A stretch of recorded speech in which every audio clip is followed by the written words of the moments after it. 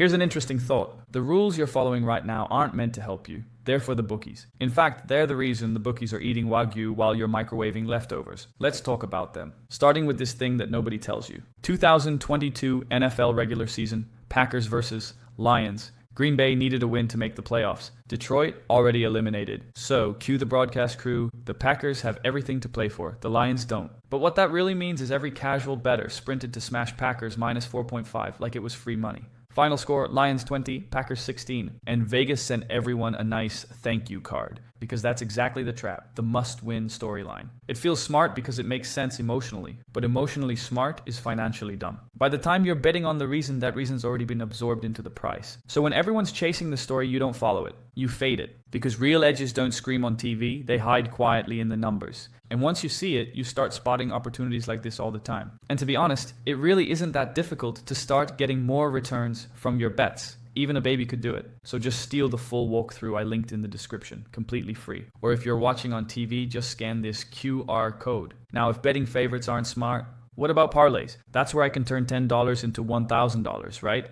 Yeah. And technically, eating 10,000 calories in one sitting can help you bulk up. But good luck walking tomorrow. Here's the thing. Parlays look harmless. They even sound fun. But under the hood, they're just the casino version of a scratch-off ticket in a tuxedo. Because of this, one of my coaching clients was certain that stacking positive EV parlays was the best strategy. Now, sure, if you stack positive EV bets, the math does compound. So, in theory, you could turn a 5% edge into 15 to 20%. But here's the problem. Emotionally, it's chaos. Because think about it like this. Let's say you're betting 2% of your bankroll per play. A normal 12-game losing streak wipes out 24%.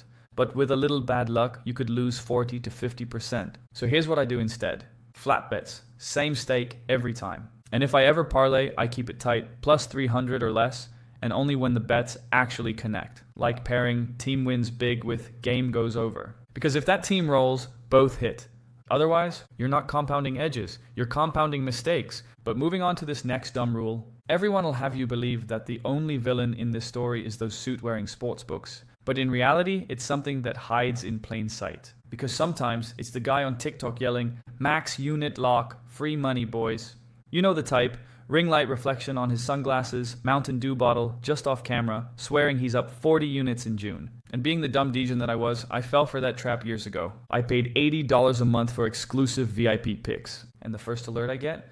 Korean baseball over 3.5, lock of the decade. I tailed him for a week, went 2-13. Meanwhile, he's on Instagram posting screenshots of massive wins and saying trust the process. So here's the truth. If someone's charging you for picks, they're not winning from betting.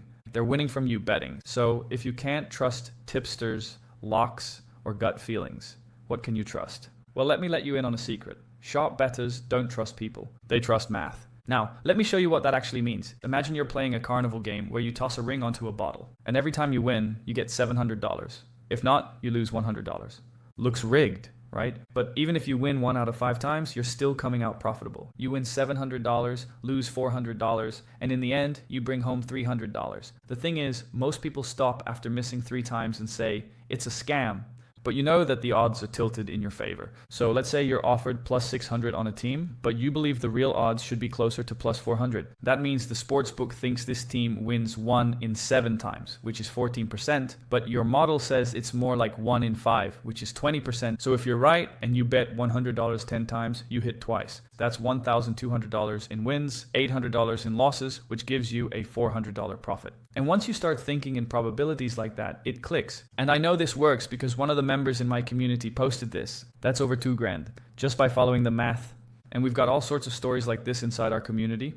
We'll teach you exactly how to bet like a pro so you can start seeing bet slips like the one I just showed you. Click the link in the description to get inside, or you can just scan the QR here. But before you do that, I have a question. Are you a walking spreadsheet? Because a lot of people think that you need to compete against a room full of math wizards in Vegas running Monte Carlo simulations all day. But the books aren't really trying to predict the game. They're trying to predict you. So they post a line that's good enough to attract equal money on both sides. Then they tweak it as the crowd piles in. Their goal isn't to be right. It's to collect that sweet 2 to 3% vig no matter who wins. That's why every basic matchup looks the same, minus 110 both ways.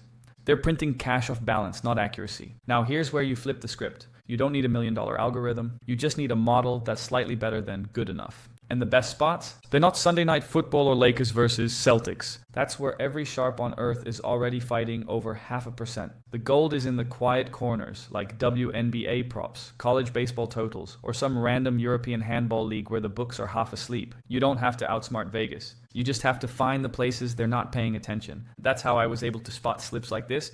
But finding good lines is only half the game. Because even the sharpest edge means nothing if you don't know how to size your bets. And that's where this rule comes in. Most bettors guess how much to bet each time. $50 here, $100 there. And then they wonder why their results are all over the place. But there's actually a math formula that tells you exactly how much to bet to grow your bankroll faster and safer. It's called the Kelly criterion. In September, I started testing out the Kelly criterion calculator inside OddsJam. You just enter your bankroll, the odds, and how much edge, like expected value, the bet has. The calculator then tells you the perfect bet size. And this is the amount that maximizes your profit while managing risk. I went through an unlucky streak. I lost a few days in a row and thought it wasn't working. But I stuck with it. And by the end of the month, I finished up $4,410.56, all from following positive EV bets using Kelly sizing. So here's my advice. Use Kelly or flat units. Both work, but Kelly adjusts bet size based on your edge. Then start small. I recommend using 1/4 Kelly. It's safer and reduces risk during losing streaks. Also, watch for weird edges. Meaning, if you see a bet that looks too good, like 30% plus EV, it might be a data glitch. So don't go all in. Instead, size down. And lastly, stay consistent. Keep using OddsJam to calculate your bet sizes and find positive EV bets. The Kelly criterion takes emotion out of betting. It's like having a math coach that tells you exactly how much to risk. So you grow your bankroll faster without blowing it up. So now you're probably wondering, alright, but even if I manage my money right, aren't the books too sharp now to beat? Well, that's where you're wrong, because really, there are two types of sports books you need to know. Soft books and sharp books. Soft books are the flashy types. DraftKings, FanDuel, BetMGM. They've got promos, boosts, same-game parlays, and ads that make betting look like Disneyland for degenerates. They offer decent odds because they want everyone to play, and early on, you can actually win here. But once you do, they'll quietly throttle your limits until you're betting lunch money. Then there are the sharp books, the market makers, places like Pinnacle or Betfair. They don't really care if you win. They want winners because winners sharpen their lines. They run on volume, take a small 1 to 2% vig, and let the market balance itself. But the trade-off, the edges are razor thin, meaning no promos and no mercy. So your strategy has to shift. Soft books are for finding edges. Sharp books are for proving you actually have one. If you want to see how to build that edge from $0 to $10,000, click right here. I'll walk you through the exact OddsJam system that makes it happen.